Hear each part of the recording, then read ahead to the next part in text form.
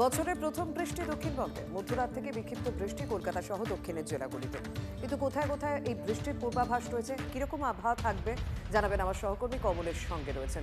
কমলেশ, দেখো, বঙ্গোপসাগরে এই মুহূর্তে একটা নিম্নচাপ রয়েছে, সেটা ওই অনেকটা দক্ষিণ ভারত লাগোয়া বঙ্গোপসাগর, কিন্তু তার প্রভাবে জলীয় বাষ্প ঢুকছে এবং এদিক থেকে উত্তর দিক থেকে যে শুকনো বাতাস ঢুকছে, এই দুটো বিপরীতধর্মী বাতাসের সংঘর্ষে বিক্ষিপ্তভাবে বজ্রগর্ভ মেঘ সৃষ্টি হওয়া শুরু হয়েছে গতকাল রাত থেকে। মূলত মধ্যরাতে দক্ষিণবঙ্গের বেশিরভাগ জেলাতেই বৃষ্টি হয়েছে, কলকাতাতেও বৃষ্টি হয়েছে প্রায় 7 মিলিমিটার, এবং এখনো এই মুহূর্তে বেশ কিছু জায়গায় বিক্ষিপ্তভাবে বৃষ্টি হচ্ছে। আজকে বিশেষ করে কলকাতা, হাওড়া, হুগলি, 2 চব্বিশ পরগনা, 2 মেদিনীপুর, ঝাড়গ্রাম, পূর্ব বর্ধমান, নদিয়া, এই জেলাগুলোতে আরো বৃষ্টি, হালকা থেকে মাঝারি বিক্ষিপ্ত বৃষ্টি হতে পারে।